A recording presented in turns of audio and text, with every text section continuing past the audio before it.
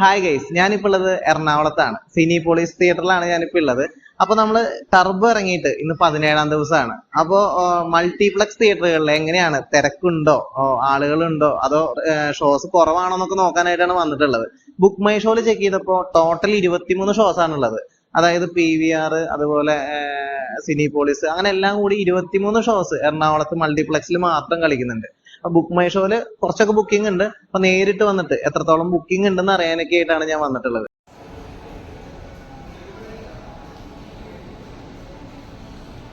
11:40 കാലത്തൊരു show ഉണ്ടായിരുന്നു Cinepolis. അത് വിട്ടപ്പോൾ ഉള്ള തിരക്കാണ് നിങ്ങൾ കണ്ടത്. അപ്പോൾ ആൾക്കാരുണ്ട്. ഇപ്പൊ ചെക്ക് ചെയ്തപ്പോൾ ഒരു 75% ആൾക്കാർ കാലത്ത് അതിൽ ഫുള്ളായിരുന്നു.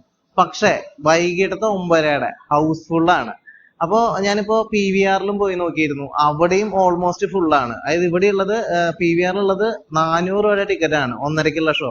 അത് 90% ഫുള്ളാണ്. 3:30 ഉള്ളത് ഹൗസ്ഫുൾ. അതുപോലെ 6:30-ക്ക് ഉണ്ട്, 9:30-ക്ക് ഉണ്ട്, എല്ലാം ഹൗസ്ഫുൾ ആണ്. അതായത് 17ാം ദിവസമാണ് ഇത്രയും നെഗറ്റീവ് വന്ന സിനിമ ഹൗസ്ഫുൾ ആയിട്ട് ഓടുന്നത്.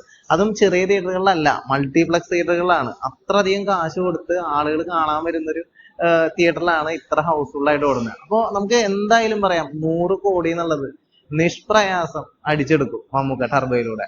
പിന്നെ ഇതിന്റെ ഷോസ് കൗണ്ട് എന്ന് വെച്ച് കഴിഞ്ഞാൽ 17,500 ആണ്. ഈ ഒരു 17 ദിവസം കൊണ്ട് 17,500ഓളം ഷോസ് ടോട്ടൽ ടർബോ പ്രദർശിപ്പിച്ചു കഴിഞ്ഞു.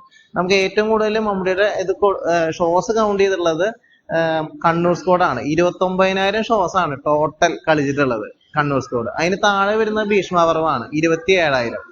ഇത് 17ാം ദിവസത്തില് 17,000-ഓളം വന്നിട്ടുണ്ട്. ഏറ്റവും ടോപ്പ് ഷോസ് കളിക്കുന്ന ഒരു സിനിമ കൂടിയാവും ടർബോ എന്നുള്ളത്. മൾട്ടിപ്ലക്സ് മാത്രം നോക്കുകയാണെങ്കിൽ തന്നെ അവർക്ക് ഇനിയും കിട്ടാൻ പോകുന്നത് എത്രയധികം കളക്ഷനാണ് നമ്മളിപ്പോ നോക്കിയാൽ തന്നെ അറിയാം.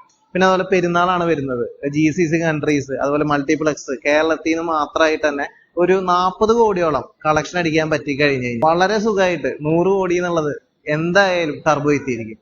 40 കോടി കേരള ക്ലോസും 70 കോടിയോളം അല്ലെങ്കിൽ 60 കോടിയോളം വേൾഡ് വൈഡ് ആയിട്ട് കിട്ടിക്കഴിഞ്ഞാൽ ടർബോ 100 അടിക്കുന്നുള്ളതിൽ സംശയമില്ല. മമ്മൂക്കേനെ കളിയാക്കിയവർക്ക്, അല്ലെങ്കിൽ മാസ് സിനിമയെ ഭയങ്കര എന്താ പറയാ ലോജിക്ക് വെച്ച് റിവ്യൂ പറഞ്ഞവർക്ക് എല്ലാവർക്കും ഉള്ളൊരു ചെക്കിട്ടത്തടിയാണ് ടർബോയുടെ 100 കോടിയുള്ള വിജയം.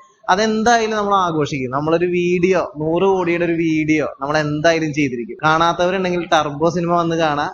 കുറെ പേര് ഞാൻ റിവ്യൂ എടുത്തപ്പോ കണ്ടവർ തന്നെയാണ് വീണ്ടും വീണ്ടും വന്ന് കാണുന്നത്. ലോജിക്ക് നോക്കാതെ അടി മാത്രം നോക്കി, മമ്മൂക്കയുടെ പെർഫോമൻസ് മാത്രം നോക്കിയിട്ടാണ് സിനിമ വന്ന് കണ്ട് എന്താ പറയാ വിജയിപ്പിക്കുന്നത്. അപ്പോ റിപ്പീറ്റ് വാല്യൂ ഉള്ള, അതായത് ഒരു എന്റർടൈനിങ് എന്നുള്ള രീതിയിൽ റിപ്പീറ്റ് വാല്യൂ ഉള്ള ഒരു മികച്ചൊരു സിനിമയാണ് ടർബോ എന്ന് പറയുന്നത്. അപ്പൊ അതിനെ വിമർശിച്ചവർക്കും തരം താഴ്ത്തിയവർക്കും കളിയാക്കിയവർക്കും ഒക്കെ ടർബോയിലൂടെ വിജയത്തിലൂടെ മറുപടി നൽകാൻ മമ്മൂക്കയ്ക്കും ടീമിന് സാധിച്ചു എന്നുള്ളതാണ് ഏറ്റവും വലിയ കാര്യം.